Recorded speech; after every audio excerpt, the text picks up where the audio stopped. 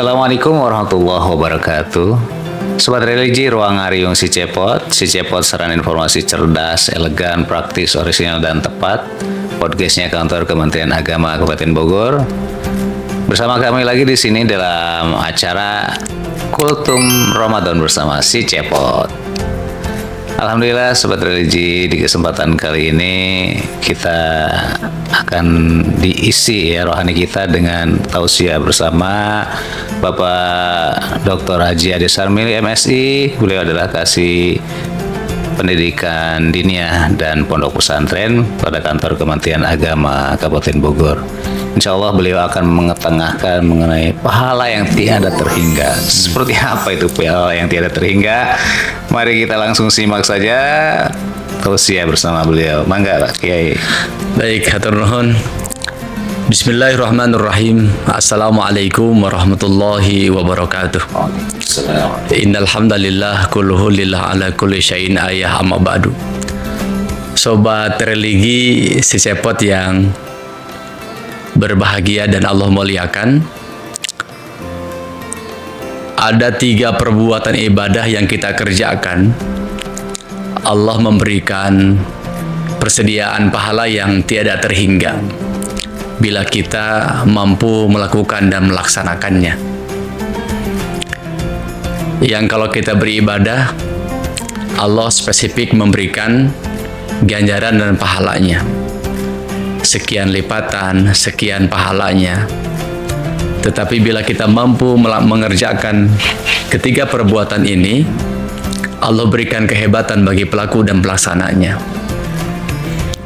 Yang pertama adalah bagi orang yang mampu memaafkan kesalahan orang lain, padahal dia mampu untuk memberikan balasan, bahkan lebih dari balasan perasaan yang dia dapatkan.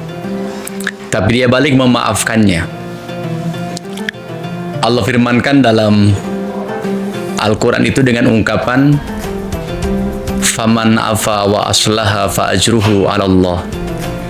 Barang siapa yang memaafkan orang lain punya salah dan dia baik memberikan kebaikan kepada orang itu, fa ajruhu 'ala Allah, maka pahalanya dari Allah.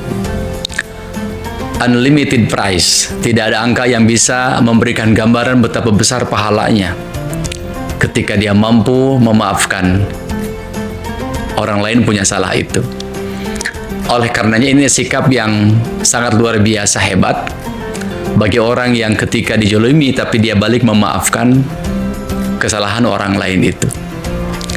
Terkadang kita kalau mampu memberikan balasan kesalahan orang lain, kita bisa jadi memberikan balasan lebih dari apa yang diperlakukan kepada dirinya.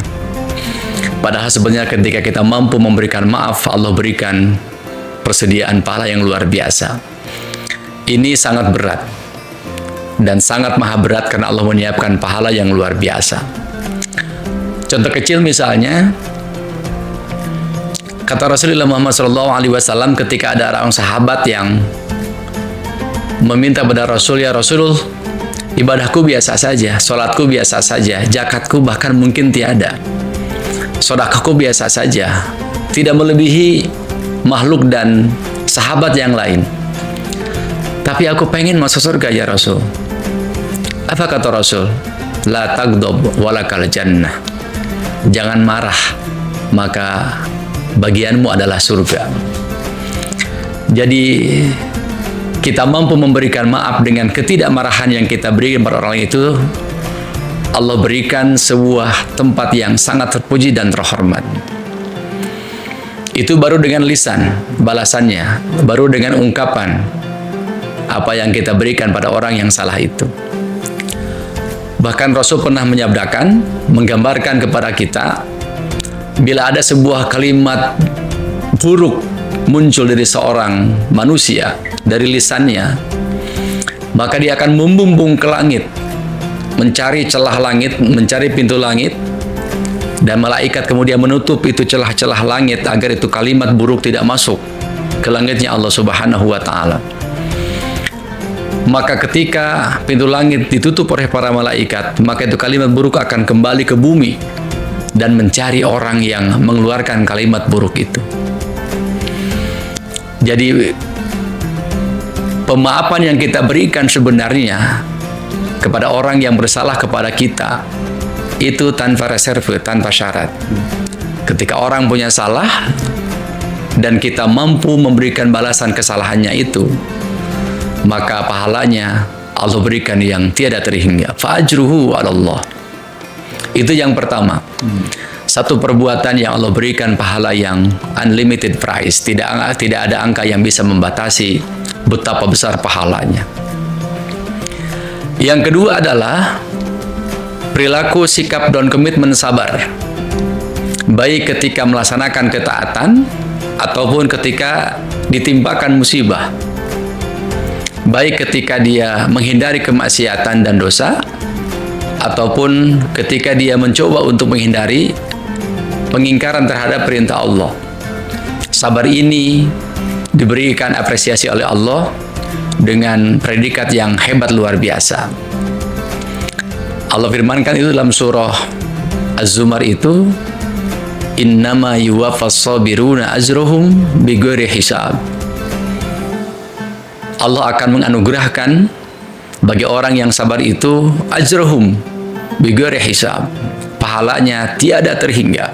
Pahalanya tanpa ada bilangan yang bisa menghitungnya. Itu sabar. Bagi orang yang mampu melakukan sabar, pahalanya Allah berikan hebat luar biasa. Tidak ada angka yang bisa memberikan definisi batasan ketika orang bersabar itu. Baik sabar ketika melaksanakan ketaatan atau sabar ketika mendapatkan musibah. Itu yang kedua. Yang ketiga, Allah firmankan dalam hadis qudsi. Allah firmankan itu yang tenar di hadapan kita, dan itu masyhur ketika saum dikerjakan. Kullu amalin ibni adama lahu illa siyam. Setiap pekerjaan, perbuatan, amal ibadah anak Adam itu bagi dirinya, illa siyam, kecuali puasa. As-saumu li wa ana ajajibih. Puasa itu untukku dan aku yang akan memberikan balasannya. Logikanya setiap ibadah yang kita kerjakan Allah pasti akan memberikan balasan pahalanya. Tetapi saum berbeda. Allah firmankan langsung dalam hadis qudsi, as-saumu li wa ana ajibih. Puasa itu untukku dan aku yang akan memberikan balasannya.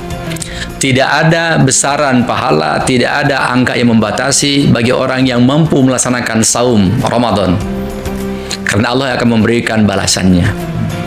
3 perbuatan ini itu kita kerjakan ketika Ramadan.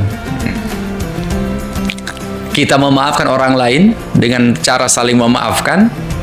Bahkan kata Rasul, bila ada orang yang mengajak berantem, bermusuhan ketika Ramadan, maka bilang, aku sedang berpuasa. Hindari permusuhan, hindari gontok-gontokan. Bahkan kalau kita menggibah, ngomongin orang ketika saum, maka puasanya menjadi sia-sia pahalanya. Jadi Allah berikan kehebatan luar biasa bagi orang yang mampu melaksanakan itu. Bersabar kita dapatkan ketika Ramadan. Sebelum waktunya berbuka, maka jangan dulu Anda memakan panganan-panganan yang tersedia di hadapan Anda, walaupun 1 menit lagi. Itu tantangan luar biasa itu ketika makanan sudah terhidang di depan kita. Ada kolak lah, pisang goreng lah, mie glosor lah, rujak lah, itu tantangan yang terberat. 1 menit serasa 20 jam karena hidangan sudah di hadapan kita semuanya. Jadi bagi orang yang melaksanakan saum Ramadan, ketiga perbuatan hebat ini didapatkan dan diraihnya. Dia juga bersabar dengan apa yang Allah perintahkan sebagai cintanya kepada hambanya.